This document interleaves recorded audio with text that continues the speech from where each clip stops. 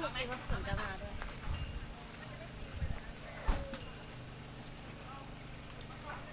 นี่นะครับขนมไข่นกเราก็จะใส่ทำแบบนี้มานะ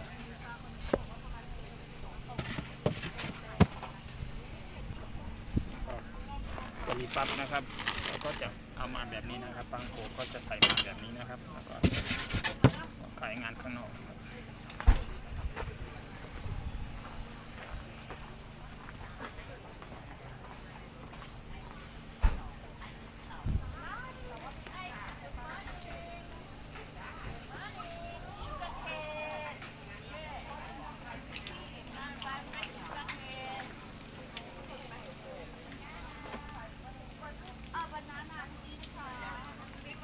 ลงมาเร็ว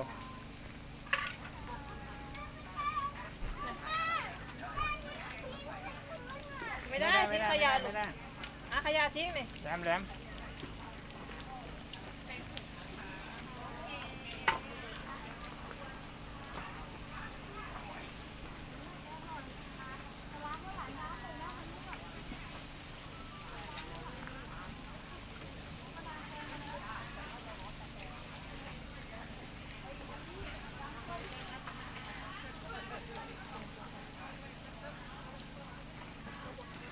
ไม่มีแต่แม่ค้าไม่มีคนซื้อค้าเป็นค้าเทียบเลยทีนี้ทำซาลาเปาให้มันเท่ากันอย่างนี้นะเนี่ยตัวไหนตัวนั้นขนาดนี้นะให้มันลูกขนาดนี้นะมันอ้วนขนาดนี้นะไม่เข้าว่ามึงจะไปขายแล้วเอา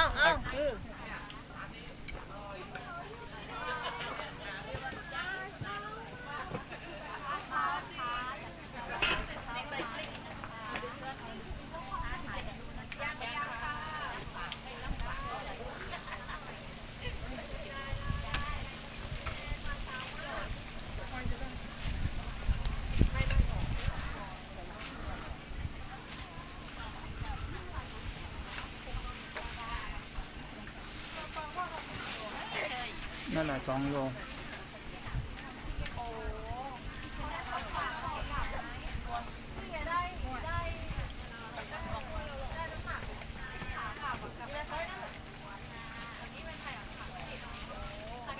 ลมมากเลยวันนี้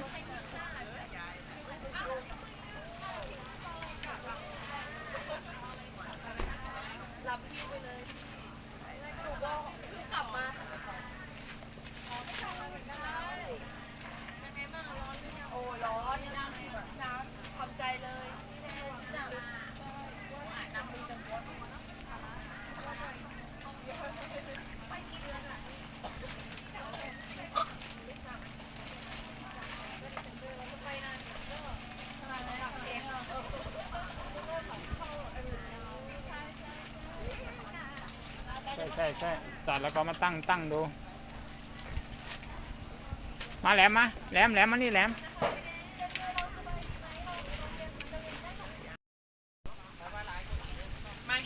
กลับคืน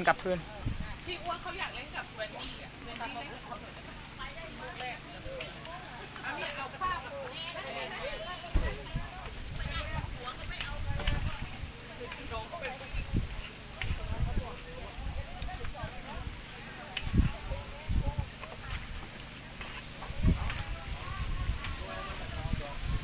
อย่าวิ่งแถวนี้นะเนี่ยเอาไฟขึ้นอีกสุดเลยดินี่นะมันลงที่ทีนี้กลับได้กลับไปกลับมาแหลมกลับไปกลับมาได้ทีนี้เพราะว่ามันขึ้นสุดแล้วทีนี้กลับให้มันกลับไปกลับมาทีนี้ต่อทอดนะครับกลับไปกลับมาทีนี้แหลมแต่ละบ้านนะพงยังรอแป๊บนึงรอแป๊บนึงใกล้โอ้ได้กินแล้วเขาพุ่งยังขายออกงานข้างนอกเลยครับนี่เราก็ใส่มาแบบนี้นะครับนี่เราก็ทยอยนะครับทยอยปูนะครับไม่ได้ปูทีเดียวนะครับ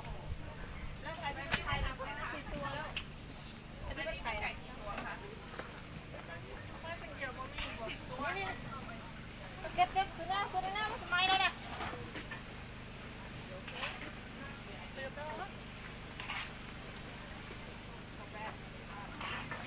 ไฟมันมีแค่นี้เน้องแมงนะ อันนี้มันมาฝูแต่มันฝูนปะนี่ก็จะมี ไห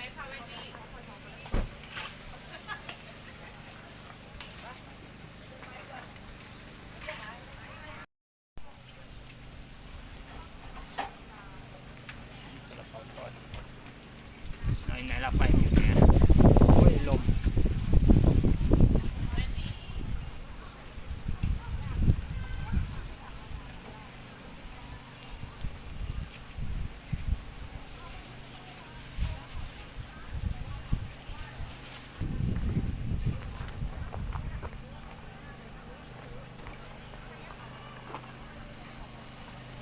บางโกกะหรี่ปั๊บนะครับขายคู่กันนะครับ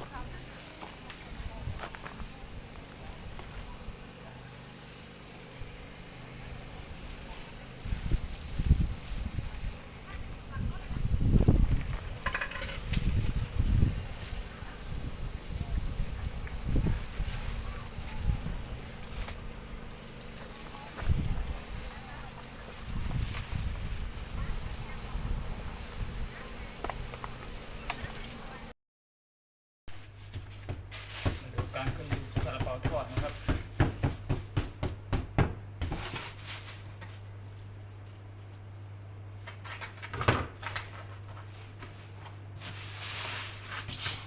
นี่ซาลาเปาทอดนะครับ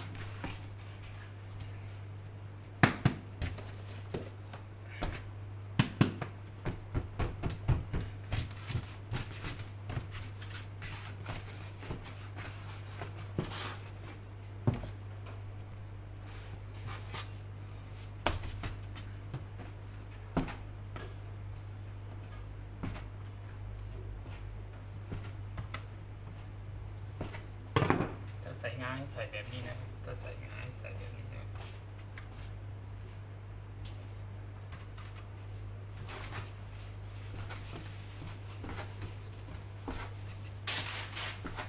ใส่งาให้ใส่แบบนี้นะครับ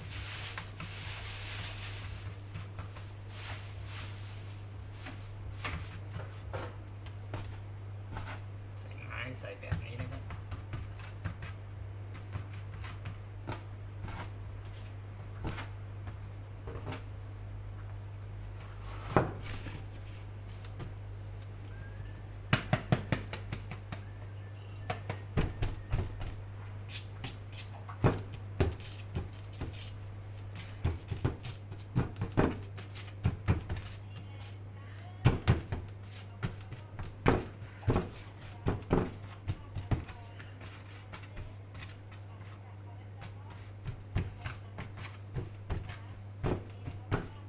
แบบใส่งากับแบบไม่ใส่งานะครับ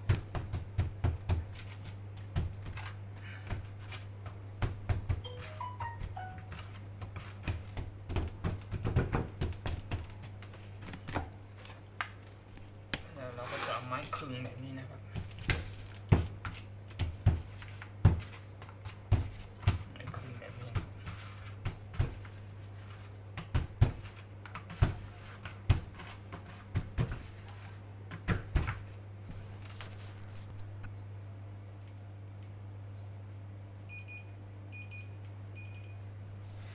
ก่อนจะลงทอดนะครับเราต้องเช็คน้ำมันก่อนนะครับไม่เกิน160นะครับ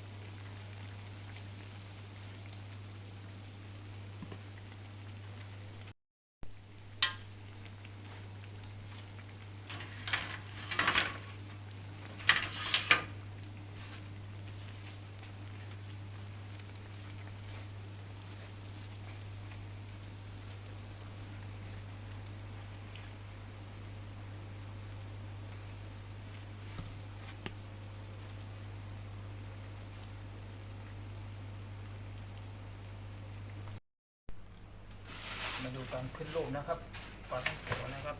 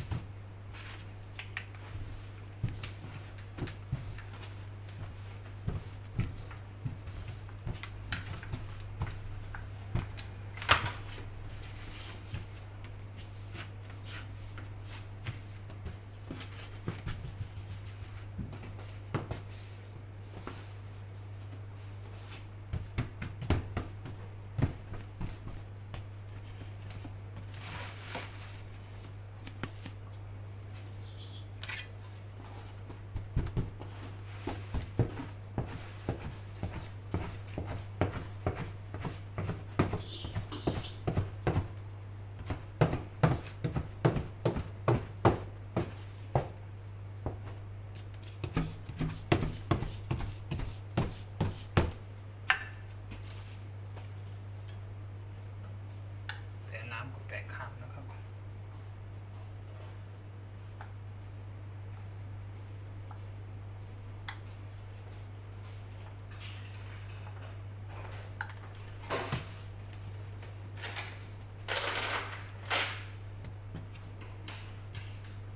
ความร้อนน้ำมันก็160นะครับก่อนจะหย่อนลงนะครับปรับไฟแก๊สต่ำสุดนะครับ